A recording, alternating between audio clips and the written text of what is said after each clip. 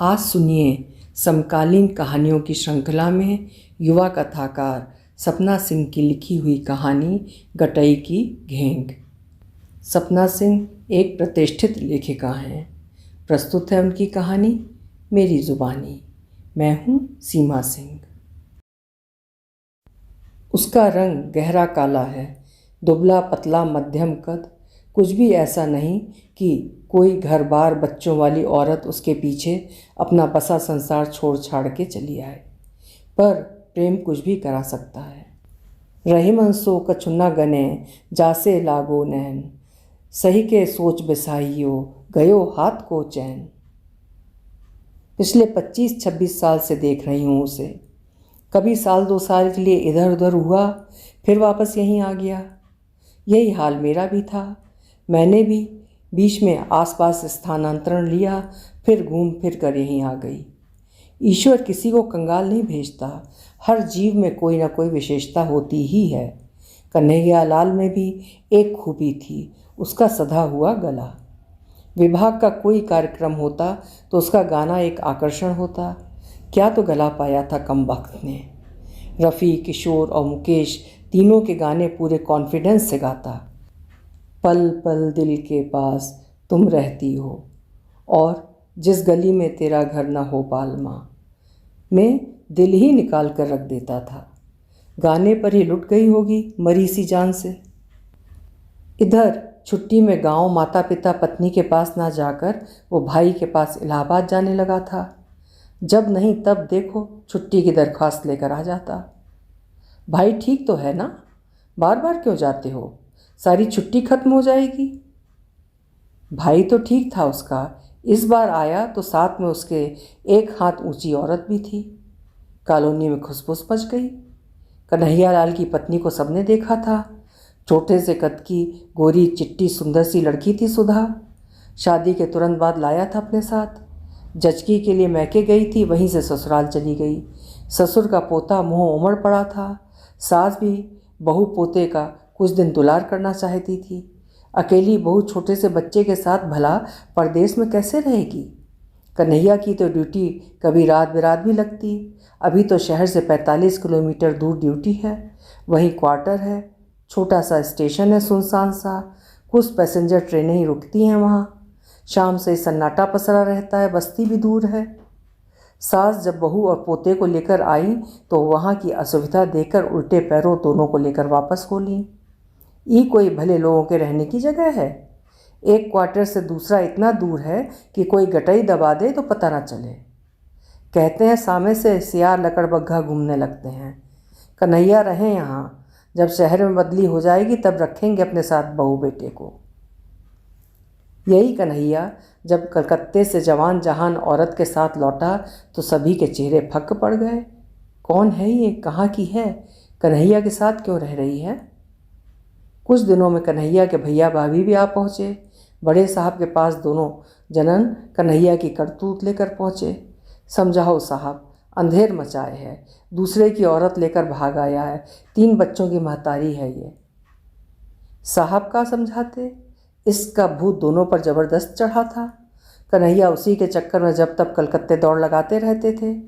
उसका पति भैया का पड़ोसी था। रात की ड्यूटी होती बेचारी की तो रात गुलजार करने कन्हैया उसके घर पहुंचने लगे। पहले तो मामला बातचीत चाय पानी तक ही सीमित रहा। बैठक के आगे पैठ नहीं हुई।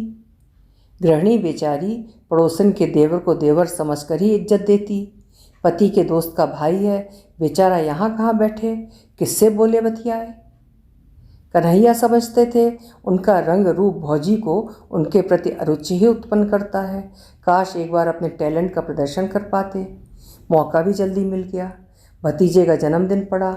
उस जमाने में मंदिर जाकर टीका लगाकर प्रसाद बांधकर जन्मदिन मना लिया जाता था। पर कन्हैया थे तो भला भतीजे के जन्मदिन पर रौनक क्यों ना होती। केक ऑर्डर हुआ, पड़ोसियों को न्योता मिला। अगल बगल की 2-3 कर्मठ गृहिणियाँ दोपहर से आ गईं रसोई संभलवाने। जाहिर सी बात थी, सरोज भी पड़ोसी धर्म निभाने दोपहर से पहुंची थी। शाम को बाहर अहाते में कॉलोनी घरों से मंगवाई गई कुर्सी मेज़ों और पड़ोसियों के घरों से मंगाया बर्तनों से पार्टी का रंग जमा और असली समा तो तब बंधा जब कन्हैया ने अपनी सधी और मधुर आवाज़ में तुम अगर साथ देने का वादा करो मैं यूं ही मस्त नगमा लुटाता चलूं गाना शुरू किया तो लोगों के मुंह खुले रह गए। फिर तो एक के बाद एक नगमों की पैमाइश होने लगी। कन्हैया भी मौज में थे। बड़ी अदा से गाने के बीच में सरोज को देख लेते खूब गहरी नज़रों से, मानो कह रहे हों ये सारे गीत आपके चरणों में अर्पण हैं। पल पल दिल के पास तुम रहती हो। जादुई आवाज़ कोई किसी को ये महसूस कराते हुए गाए कि वो उसी के लिए गा रहा है तो कोई क्यों ना सुध बुध भुला दे। फिर तो सरोज भी आकर्षित हो गई कन्हैया की तरफ। कन्हैया के जादू ने इस कदर जकड़ा कि पति पत्नी की चैं चैं पै पै खींच लगने लगी। प्रेम नाम की शय को फिल्मों में देखा जाना था, किताबों में पढ़ा था, पर महसूस नहीं किया था सरोज ने। विवाह हुआ, 3 बच्चे हुए, पर पति के लिए दिल कभी वैसे न धड़का जैसे कन्हैया के लिए धड़कता है। उसकी आवाज़ रोमांचित कर देती है। दिन रात जैसे किसी नशे में बेसुध होती है वो। हर आहट उसे चौंका देती है। पति टोकने लगे हैं, कहाँ रहता है तुम्हारा ध्यान आजकल? जैसे चोरी पकड़ी गई हो उसकी। वो हड़बड़ा कर छुटके का कोई काम करने लगती है। छुटके से उसे बहुत मोह है। पेट पोछना बेटा है, यही से दुलार ज़्यादा पाता है वो। अपने पापा का तो जान परान है छुटका। जब तक पापा घर में होते छुटका कभी उनके गले में झूलता, कभी पीठ पर। दूध पाएगा तो पापा के हाथों से, खाना खाएगा तो पापा के हाथों से, नहाना कपड़ा पहनना सब पापा के साथ। साइकिल पर आगे लगी छोटी सी सीट पर बैठ वो बाजार जाता पापा के साथ। जब तक पापा घर में होते छुटका के नक्शे ही नहीं मिलते। बड़े भाइयों को तो धमकाता ही, माँ पर भी रौब जमाता। हफ्ते बर्बाद कन्हैया वापस आ गए, पर मन तो सरोज के आंचल में गठिया आए थे। कहीं राहत नहीं। दोस्त यार सिनेमा कहीं मन न लगे। गाना गाने की आदत थी, वही सहारा था। याद आ रही है तेरी याद आ रही है, गाकर आंसू बहाते। मन ज़्यादा घबराया तो 2 दिन को गांव चले गए। पत्नी पूरे दिन से थी, अब तब लगा था न मन बहल सका न तन ही आराम पा सका। गर्भवती पत्नी के कष्टकारी अवस्था के मद्देनज़र पति उसके कष्ट में सहारा बनने के लिए गांव आए हैं, ऐसा सोचकर पत्नी के दिल में कन्हैया के लिए प्रेम के साथ आदर भाव का भी प्रादुर्भाव हुआ, जो गृहस्थी में लगभग अनहोनी घटना की तरह देखी जानी है। पति से प्रेम करना पत्नी का कर्तव्य है, पर आदर दिखाना मजबूरी। ऐसा कम ही होता है कि जो आदर पत्नी के हृदय में उठा वो दाम्पत्य के दैनंदिनी में दीर्घावधि तक बचा भी रह जाए। यहाँ भी ये आदर क्षणिक ही रह पाया। सुबह कन्हैया खींचे हुए थे और पत्नी आहत। पत्नी की डबडबाई शिकायती आंखों की ताब कन्हैया ज़्यादा नहीं झेल पाए, फौरन वापस लौट आए। सरोज की याद विभल किए थी कन्हैया को। पत्र लिखें तो पकड़े जाने का डर था। सरोज के पति की ड्यूटी तो रात की रहती थी अक्सर, दिन में तो घर में ही रहता था। पत्र लिखने पर पकड़े जाने की पूरी संभावना थी, पर दिल का हाल सरोज तक पहुंचाना भी लाजमी था। गालिब यूं ही नहीं फरमा गए, ये वो आतिश है जो लगाए न लगे, बुझाए न बुझे।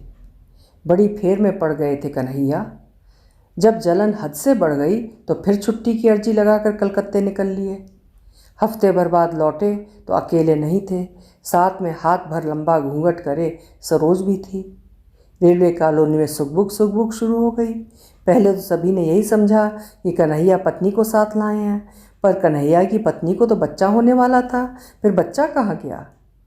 क्वार्टर से किसी बच्चे के हंसने रोने की आवाज़ तो सुनाई नहीं देती। राज आखिर कब तक राज रहता, जल्दी सबको पता चल गया। ऑफिस में सबने कन्हैया को समझाने की चेष्टा की, पर कन्हैया तो इश्क में होशो हवास गुम किए बैठे थे। जिसकी बाँह पकड़ लिए भला कैसे छोड़ दें? स्टाफ के लोगों ने नौकरी जाने का डर दिखाया, पर इश्क के फितूर के आगे गमे रोजगार की क्या बिसात।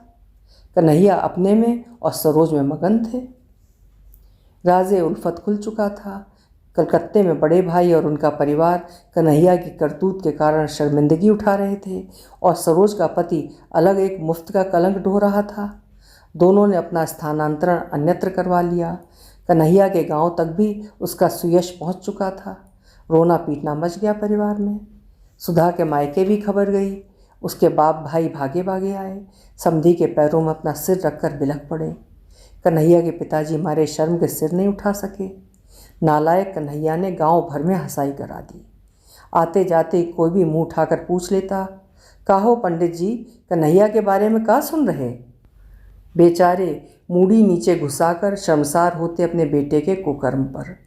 आजकल चाहने से धरती भी तो नहीं फटती, कोई त्रेता युग थोड़े है, ये तो कलयुग है, सारी बेशर्मी को प्रश्रय देने का युग। पर ऐसे बिना कोई कुछ किए धरे भी तो नहीं रह सकते। जवान जहान बहू, दुधमुहा बच्चा, इंतज़ाम तो करना ही पड़ेगा। कन्हैया की बदचलनी की सज़ा बहू और पोता काहे भुगते और वो छिनाल राज करे? ये अन्याय वो नहीं होने देंगे। कुछ सोच विचार कर उन्होंने बहू और छोटे बेटे को बुलवाया। घूंघट की ओट से भी बहू का कुमलाया चेहरा उन्हें दिख गया। लड़कौरी औरतें जैसी कोई ममतालू स्निग्धता उस चेहरे पर नहीं थी। उन्होंने बेटे को अच्छी तरह समझाया, उसे अपनी भौजाई को भाई के पास छोड़कर आना है। और सुन बहुरिया, बहू को समझाते हुए बोले, कन्हैया कुछू कहे बोले तुमको लौटना नहीं है, जी कड़ा करके जाओ, लड़ना पड़े तो लड़ लियो, रोवे पड़े तो रो लियो, मिन्नतें करनी पड़े, पैरों गिरना पड़े, सब करना, बस लौटना नहीं बच्ची। बेचारी सुधा अवाक होकर ससुर का मुंह ताक रही थी। अभी तक जिन्हें वो बहुत कड़क इंसान समझती थी, जो कितना कम बोलते थे, किसी की हिम्मत नहीं होती थी उनके सामने पड़ने की, आज वही इंसान कैसे अपने बेटे की करतूत से शर्मिंदा है, कैसे अपने बहू के दुख को महसूस कर उसकी आंखें नम हो रही हैं। श्रद्धा से वो ससुर के पैरों पर गिर पड़ी। जाओ बहू, तैयारी कर लो जाने की, सुबह की बस है। और सुनो, मन को खूब कड़ा कर लेना, इम्तिहान की घड़ी है। याद रखना, कन्हैया तुम्हें ब्याह कर लाए थे, भगा कर नहीं, कानून भी तुम्हारे साथ है। अगले रोज़ सुधा देवर के साथ चल दी थी अपनी लड़ाई लड़ने। देवर उसे लेकर सीधे ऑफिस ही पहुँचे। कन्हैया तो अपनी पत्नी बच्चे के साथ भाई को देखते ही मानो चक्कर खा गए। ये लोग यहाँ कैसे? बाबू कहे हैं अब से ई पंजे यहीं रही हैं तोहरे पास। छोटे भाई से इतना सुनते ही कन्हैया तैश में आ गए। ऐसे कैसे यहाँ रही हैं? हम कुछ नहीं जानते, वापस ले जा, हम यहाँ नहीं रख सकते। नहीं, हम वापस नहीं ले जा सकते, बाबू जियत नहीं छोड़िए हमको। भाई की घिकी बन गई इस कल्पना मात्र से ही कि कहीं भौजी को वापस ना ले जाना पड़े। सड़क पर तो छोड़कर नहीं जा सकता ना। कन्हैया भी अपने बाबू को भली बात जानते थे। बाबू के गुस्से से अब भी थर थर काँपते हैं वो। बाबू के सामने आज भी पलंग पर नहीं बैठ सकते, जबान खोलने की कौन कहे। बाहरी उसारे से बाबू दिन में 2 बार भीतर आते, सुबह और रात के खाने के लिए, और दोनों समय मजाल जो कोई उनके सामने पड़ने की हिम्मत जुटा सके, सिवाय अम्मा के, जिसे जो कुछ कहना बताना होता उन्हें अम्मा के मार्फत कहता बताता। छुटके की रुआई सुनकर कन्हैया का ध्यान बेटे की ओर गया। कट करेज तो थे नहीं कि बेटे को ना मुहाते, पत्नी को मुखातिब होकर बोल पड़े, काहे रोवाती है बचवा को, भूखा है का, ऊपर का दूध पियत है, ले आए। बेचारी सुधा घूंघट के भीतर काँप उठी, जैसे कन्हैया उसके मर्द नहीं कोई गैर हों। हकलाते हुए उसकी आवाज़ निकली थी, सफ़र से औजियान है, तनिक हाथ पैर डोलाई तब ठीक हो जाई। कन्हैया ने हाथ बढ़ाकर बेटे को अपनी गोद में ले लिया। बच्चा भी माँ की संक्षिप्त सी गोद और घूंघट में से निकलकर बाप की विस्तृत गोद में पहुँच हवा बयार पाकर उत्फुल्लता का अनुभव करने लगा और कुछ ही देर में रोना भूल कर किलकारी भरने लगा। उधर से गुजरने वाले ऑफिस के साथी कर्मचारी दिलचस्पी से नज़ारा देख रहे थे। एक दो ने पूछा भी, कौन है ये लोग? घरवाली और भाई है साहब। संकोच से भरकर इतना बोल पाए कन्हैया। अरे तो क्वार्टर पर ले जाओ ना इन्हें, यहाँ काहे बैठाए हो? साहब की बात पर कन्हैया चेते। सही बात थी, यहाँ कितनी देर बिठा कर रख सकते थे इन्हें, पर क्वार्टर पर कैसे ले जाएं? सरोज तो बवाल मचा देती, लेकिन ले तो जाना पड़ेगा। बेटा अब तक उनके कंधे पर सिर धरे निश्चिंत हो सो चुका था। उसके नन्हे से हृदय की धड़कन उनके अपने हृदय की धड़कन से जुगलबंदी सी कर रही थी। ममता में भरकर उन्होंने बेटे का मुंह चूम लिया है। घूंघट की ओट से सुधा ने यह दृश्य अपनी आँखों में भरा और आँखें सजल हो गईं। भाई ने भी इस दृश्य को स्मृति में जगह दी। आखिर गांव लौटकर बाबू को पूरा ब्यौरा भी तो देना है। बाजार में एक जगह रुककर कन्हैया ने कुछ सौदा सुलभ खरीदा और एक गुमटी में भाई और पत्नी को चाय समोसा खिलाया। पता नहीं घर में क्या परिस्थिति निर्मित हो। चाय पीते हुए वो यही सोच रहा था। जो होगा देखेंगे, यही सोच उसे इन लोगों को घर ले जाने और सरोज का सामना करने से प्रेरित किए थी और बेटे का स्पर्श सुख हिम्मत दे रहा था। उस दिन दरवाजे की थप थप से उमक कर सरोज ने लाश से बिखेरते हुए प्रियतम के स्वागत में जब दरवाज़ा खोला तो शरीर की मांसपेशियों का कसाव शिथिल पड़ गया। संभावित प्रेम किल्लोल के स्वप्निल दृश्यों से सजी आंखों की चमक तिरोहित हो गई। अवाक स्थिति में उसने स्वयं को एक ओर करके आगंतुकों को रास्ता दिया। झट से तीनों जने भीतर दाखिल हो गए और बिजली की गति से कन्हैया ने गुंडी चढ़ा दी।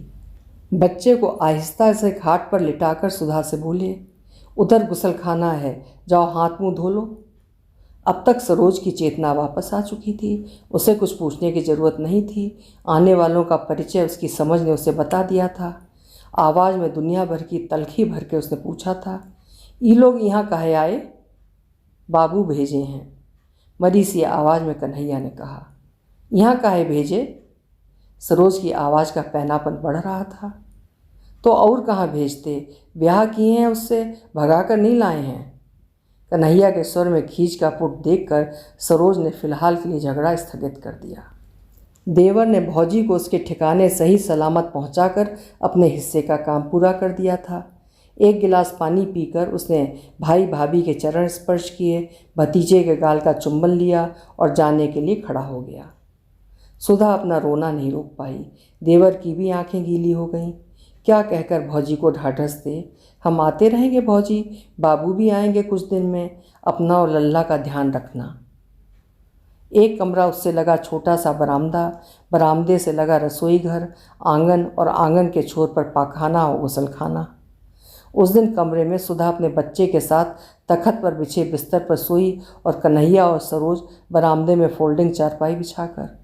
रात भर कन्हैया सरोज की मिन्नतें करते रहे और सुधा अपने बच्चे को सीने से चिपकाए करवट बदलती रोती रही और साथ ही आगत भविष्य की कल्पना कर आतंक से घुलती रही। अगले कुछ महीनों में कन्हैया ने बरामदे को घेर कर एक छोटा सा दरवाज़ा लगवाकर कोठरी की शक्ल दे दी और स्वयं मैं सरोज के उस कोठरी में अपने सोने की व्यवस्था बनाई। सरोज बहुत भिन्न आई इस नई व्यवस्था से, पर लल्ला का वास्ता देकर उसे चुप करा दिए कन्हैया। सुधा को तो रसोई में ठेल देते, पर साथ में बेटा है उनका, भला इतने छोटे बच्चे को बेआरामी में कैसे रख सकते?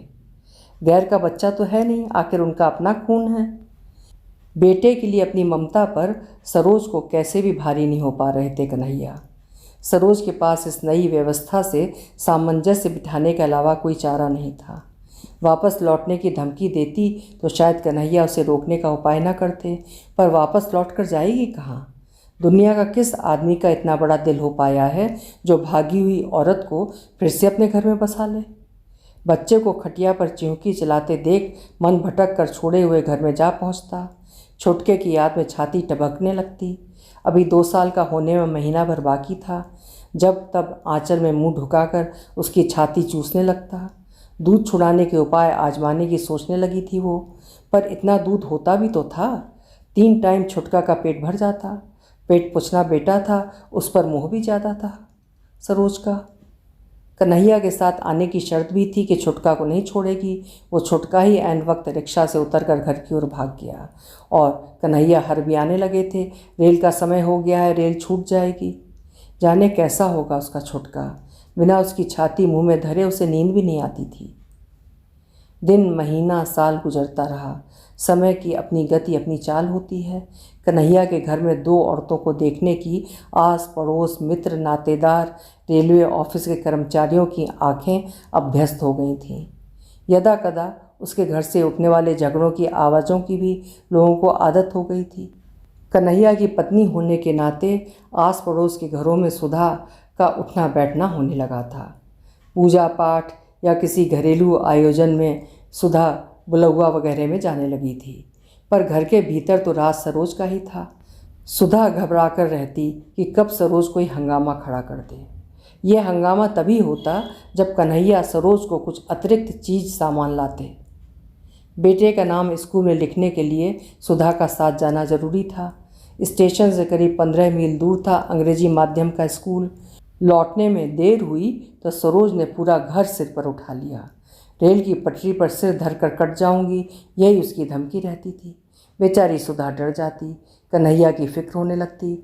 आखिर उसके सुहाग थे कन्हैया, उसके और बेटे के एकमात्र सहारा। कहीं ये सचमुच कट कर मर गई तो कितनी आफत में पड़ जाएंगे हम सब। पति की नौकरी जा सकती है, जेल हो सकती है, फिर कोर्ट कचहरी के चक्कर। उल्टी खोपड़ी के मेहरारू कुछ कर सकती है ये। जो उल्टी खोपड़ी की ना होती तो क्या ऐसे अपना घर बाल बच्चे छोड़कर यहाँ पड़ी रहती, ऐसने प्यार के मुँह मराए। सुधा कोमल हृदय की थी, कभी कभी सरोज के लिए मन दुखी भी होता उसका। हारी बीमारी में दोनों एक दूसरे का सहारा भी बन जाती। सुधा सोचती कहाँ जाएगी बेचारी, पति का घर छोड़ते ही तो औरतें चारों ओर से घिना जाती हैं। अब उसका आदमी उसे इस जन्म में तो रखने से रहा, भले वो गंगा के सारे पानी से नहा ले या कोई चमत्कार से उसके सारे बदन की चमड़ी बदल जाए।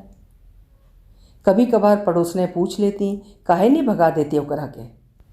सुधा मुंह गिराकर जवाब देती, कहाँ जइए वहाँ के, हमरे गटई के गेंग नियर हमेशा हमरे जिया बनल रही हैं। सुधा तो कभी कभार कुछ दिन के लिए मायके ससुराल हो भी आती थी, पर सरोज को जाने के लिए कोई ठौर नहीं था। 14-15 बरस बीत गए इसी तरह। अब लल्ला बड़ा हो रहा था, उसकी अपार जिज्ञासा थी। बाहर लड़के चिढ़ाते, ऊ तोहर घर में कौन रहती है, तोहर पापा से ओकर का रिश्ता है। लड़का गुमसुम रहने लगा, सरोज को गरियाने लगता। कन्हैया कपाल पर हाथ धरे सोचते, यही सब देखने सुनने के लिए इतना पैसा खर्च करके अंग्रेजी स्कूल में पढ़ा रहे हैं करा के। लल्ला तो पापा से भी जबान लड़ाने लगा था। कन्हैया इस समय बड़ी प्रॉब्लम में है, ये बात ऑफिस में सभी को पता थी। प्रॉब्लम की वजह भी पता थी। साहब लोग तो कन्हैया का किस्सा शुरू से देख रहे थे। कन्हैया को सभी लोग समझाने लगे, लड़के से हाथ धो बैठोगे महाराज, ये उम्र बड़ी नाजुक होती है, गुस्से और शर्म से कहीं कुछ कर करा ना बैठे। अब बहुत हुआ, उस औरत से छुटकारा पाओ। पर कैसे? बड़ी समस्या यही थी। मायका ससुराल सभी जगह वो अवांछित थी। सबसे अच्छा हो अपने बाल बच्चों के पास वापस चली जाए, पर यह संभव कैसे होगा? सीता मैया जैसी सती जब वापस रामचंद्र जी के उतना बड़े राजमहल में दोबारा न बस सकीं, तो ई पापिन के कौन बड़ भारी हृदय वाला वापस ले। पर सरोज के भूतपूर्व स्वामी का हृदय विशाल ही निकला। हुआ यूँ कि कलकत्ता से रांची के पास इस कस्बे तक कई रेलवे कर्मचारियों का आना जाना होता था। इस बीच सरोज के भूतपूर्व स्वामी भी कलकत्ता के आसपास के कस्बों में नौकरी के कुछ साल बिता फिर कलकत्ता आ गए थे। कुछ दिन में रिटायर होने वाले थे। रांची और कलकत्ते के साहबों ने आपस में बात की और कुछ लोग और मध्यस्थ बने। इस बीच पता चला कि सरोज के दोनों बड़े बेटे बढ़िया नौकरी से लगे हैं, शादी हो गई है। बड़के के तो 1-1.5 साल की बेटी भी है, पक्का 2 मंजिला मकान बन गया है। छोटका बेटा इसी साल कॉलेज गया है। स्वामी तो राजा हो गए हैं। इधर दूसरे की गृहस्थी पर डाकन बनकर रहने की अपनी जद्दोजहद में सरोज भी थक गई थी। सुधा का लड़का जैसी उजड्डगी दिखाता है उसे, एक नहीं भजता, हर दिन उसे अपमानित करता है। कन्हैया और सुधा भी उसे कुछ नहीं कहते। इस तरह रोज़ अपमान का घूंट पीकर वो कैसे रह सकती है? कलकत्ता लौटने की बात पर उसकी आंखें सपने देखने लगीं। पति और बच्चों का सुयश उसके भी कानों तक पहुंचने लगा। उसकी अक्ल पर जाने कैसे पत्थर पड़ गया था, जो बिना कुछ सोचे समझे अपना भरा पूरा संसार छोड़कर चली आई इस कलुए के साथ। जो कन्हैया किसी समय उसे मन मोहना लगता था, अब मन ही मन दांत पीसकर उसे कलुआ नाम से नवाजती। साहब लोगों की समझाइश सरोज के पति पर असर कर रही थी। ठीक ही तो कह रहे हैं सब, दाई बनाकर रख लें, सेवा करेगी, घर का कामकाज कर दिया करेगी। आखिर वो तैयार हो गए उसे ले जाने के लिए। जिस दिन उन्हें आना था, कन्हैया घर के बाहर ही रहे आए। सरोज के दिल की धड़कन बढ़ी हुई थी। जो आदमी उसके देह से पैदा बच्चों का बाप था, आज समय ने उसे कितना अजनबी बना दिया। स्थिर तो सुधा का हृदय भी नहीं था। आखिरकार इससे निजात मिल ही गई। अपने झोला बैग के साथ जब सरोज रिक्शा में बैठ अपने पति के साथ बैठी, तो सुधा ने अरसे बाद मानो चैन की एक सांस ली। आज जाकर ये घर पूरी तरह उसका हुआ था। कन्हैया भी शाम ढले वापस आ गए। आज उन्हें भी एक सदगृहस्थ होने का भला सा एहसास हो रहा था। पत्नी और बेटे पर जैसे कोई मनहूस साया उतर गया हो। तनाव मुक्त ये चेहरे ही उनके अपने थे पूरी दुनिया में। सुधा ने पूरी, खीर और आलू की रसेदार सब्जी बनाई थी। भरपेट खाकर तृप्त मन से बाप बेटे सोने चले गए। सुधा जब चौका समेट कर सोने आई तो दोनों गहरी नींद में थे। संतुष्ट मन से वो भी सोने चली। आज उसे भी निश्चिंत होकर नींद आएगी। अंत भला सब भला। गहरी नींद के पहले पड़ाव पर ही थी वो कि दरवाजे की सांकल खटकी। इतनी रात कौन होगा भला? नींद में भ्रम हुआ शायद। सोचकर वो फिर सोने जा रही थी कि फिर सांकल खड़की। भ्रम नहीं है, अब तक कन्हैया और लल्ला भी उठाए थे। कौन है इतनी रात?